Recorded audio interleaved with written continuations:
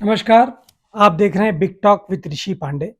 आज बात जुड़ी है सत्ता, विपक्ष और उन सवालों से जो आम जनता के मन में उठते हैं, और वो सवाल जिनके जवाब सबको पता है, लेकिन सुनना वो सिर्फ सरकार के मुंह से ही है। सवाल है कि क्या सरकार जानबूझकर विपक्षी नेताओं और उनके परिजनों को कानूनी शिकंजे में उलझाना चाहती है? क्या विपक्षी नेताओं को संकट में डालने की कोशिश कर रही है? मित्रों, सोमवार से लोकसभा का मानसून सत्र शुरू हो रहा है। यह सत्र काफी समय के बाद हो रहा है। ऑपरेशन सिंदूर के समय विपक्षी दलों ने इसकी काफी मांग उठाई थी कि एक संसद का संयुक्त सत्र हो जिसमें ऑपरेशन सिंदूर पर खुलकर चर्चा हो सके, लेकिन सरकार ने किसी की नहीं सुनी। लंबे समय बाद हो रहे इस सत्र को लेकर विपक्ष के पास सरकार पर आक्रमण के लिए कोई कम मुद्दे नहीं है।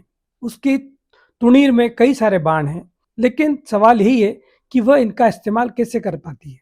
ऑपरेशन सिंदूर से लगाकर अमेरिका से संबंधों तक एक के बाद एक इतने मामले हैं जिन पर सरकार को घेरा जा सकता है, लेकिन सवाल फिर वही कि क्या विपक्ष सरकार को घेरने में कामयाब हो पाएगा? क्या वह खुद सरकार के द्वारा रचे गए किसी जाल में तो नहीं उलझ कर रह जाएगा? सरकार ने अपने दांव खेलना शुरू कर दिए जो सबके सामने है। आइए हम इन पर चर्चा शुरू करते हैं।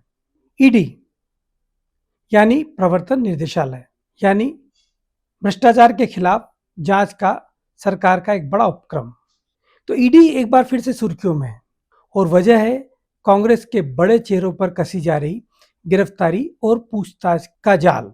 शुक्रवार को सभी ने अपने अपने टीवी सेट्स पर छत्तीसगढ़ के पूर्व मुख्यमंत्री भूपेश बघेल, जो कि कांग्रेस के एक कद्दावर नेता भी हैं, उनके बेटे चैतन्य बघेल की गिरफ्तारी के फुटेज देखे होंगे। चैतन्य को ईडी ने 3200 करोड़ के कथित शराब घोटाले के सिलसिले में गिरफ्तार किया है। ये गिरफ्तारी संसद के मानसून सत्र से ठीक पहले और बिहार चुनाव से भी पहले हो रही है, इसलिए इसका सवालों के घेरे में आना लाजमी था। सवाल उठ रहे हैं, क्या यह महज इत्तेफाक हो सकता है? हो सकता है कि यह महज इत्तेफाक ही हो, लेकिन इसकी टाइमिंग ऐसी है कि लोगों को शक करने की पूरी गुंजाइश इसमें दिख रही है। कांग्रेस के सबसे बड़े परिवार, सबसे ताकतवर परिवार गांधी परिवार पर भी लगातार कार्रवाइयों का दौर जारी है। शुक्रवार को ही गांधी परिवार के दामाद, लोकसभा सदस्य प्रियंका गांधी के पति रॉबर्ट वाड्रा के पर भी एक मामले में कोर्ट ने एक्शन लिया है। उनसे जुड़े मनी लॉन्ड्रिंग के मामले में कोर्ट ने चार्जशीट पर संज्ञान ले लिया है और अगली सुनवाई 24 जुलाई को तय की है। विपक्ष के नेता राहुल गांधी पहली बार खुलकर उनके समर्थन में सामने आए हैं। एक्स वाले हैंडल पर उन्होंने जो किया है उसमें उनका कहना है कि ये एक साजिश है। पिछले 10 सालों से यह सरकार रॉबर्ट वाड्रा को परेशान कर रही है, लेकिन हम डटकर उनके साथ खड़े हैं।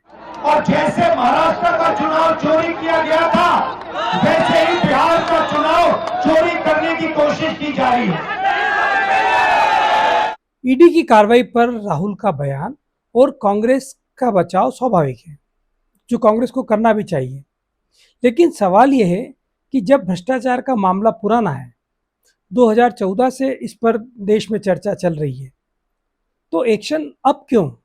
क्या यह सिर्फ राजनीतिक टाइमिंग है या असली मकसद कुछ और है? ईडी की कार्रवाई संसद सत्र से पहले और बिहार चुनाव के भी ठीक पहले हो रही है, तो स्वाभाविक है कि लोग शक करेंगे और लोग सरकार की नीयत पर सवाल भी करेंगे। यदि यह कार्रवाई आज से 2 महीने पहले होती, 3 महीने पहले होती, जब कोई चुनाव नहीं था, तो एक बार सोचा जा सकता था कि ईडी की कार्रवाई निष्पक्ष है। और यही सवाल लोगों के मन में उठते, यही सवालों को लेकर विपक्ष भी बार बार सरकार के खिलाफ घेराबंदी करती है। तो क्या ये संयोग है या प्रेशर पॉलिटिक्स? इतना ही नहीं, नेशनल हेराल्ड वाले मामले को लेकर सोनिया गांधी और राहुल गांधी खुद भी कानूनी लड़ाई में है। 29 जुलाई को हो सकता है इस मामले में फैसला भी आ जाए। अब बात करते हैं बिहार चुनाव पर। बिहार का चुनाव सिर पर है। वहां सरकार के साथ साथ चुनाव आयोग भी विपक्ष के निशाने पर है। कांग्रेस एसआईआर को लेकर चुनाव आयोग पर सीधे सवाल उठा रही है। विपक्ष का आरोप है कि यह मतदाताओं को मताधिकार के उपयोग के अधिकार से वंचित करने की साजिश है। ऐसे में क्या ये जो कार्रवाइयां चल रही है विपक्ष को कमजोर करने का एक औजार बन चुकी है? क्योंकि विपक्ष इसी रूप में पेश कर रहा है। विपक्ष का यही कहना है कि सत्ता पक्ष इस तरह की कार्रवाइयां करके एक तो जनता का ध्यान मूल मुद्दों से हटा रहा है और दूसरा विपक्ष को लगातार कमजोर कर रहा है। ईडी की कार्रवाई वो भूपेश बघेल के बेटे पर हो या राहुल गांधी के परिवार के किसी सदस्य पर हो, तो इस कार्रवाई का मकसद भी यही है कि बिहार में महागठबंधन को भ्रष्टाचार के मुद्दे पर घेरा जाए। लालू यादव खुद कन्विक्टेड है, ऐसे में उन पर भ्रष्टाचार के आरोप लगाना भाजपा के लिए बहुत आसान काम है।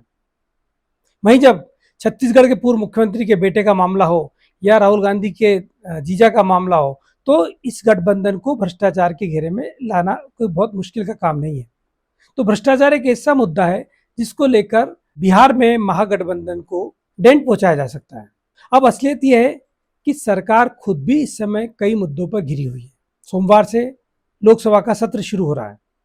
इस सत्र में सरकार को कई सारे मुद्दों पर विपक्ष घेर सकती है, फिर चाहे वह ऑपरेशन सिंदूर की चूक हो या अमेरिका के राष्ट्रपति डोनाल्ड ट्रंप द्वारा भारत और पाक मध्यस्थता पर दिया गया विवादित बयान।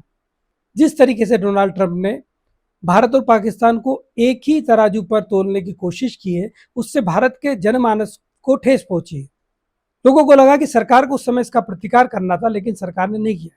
विपक्ष बार बार संसद का विशेष सत्र बुलाने की मांग करता आ रहा है, लेकिन सरकार लगातार इस मांग को अनसुना करती चली आ रही है। चूंकि ये पब्लिक है, ये सब जानती है, वो जानती है कि किसके खिलाफ कार्रवाई हो रही है और क्यों हो रही है। ये पब्लिक यह भी जानती है कि विपक्ष ने जब ऑपरेशन सिंदूर पर सरकार को घेरने की कोशिश की तो जनता ने सरकार का ही साथ दिया। अमेरिका का मुद्दा यदि हटा दें तो देश ऑपरेशन सिंदूर पर सरकार द्वारा की हुई कार्रवाई में पूरी तरह साथ था।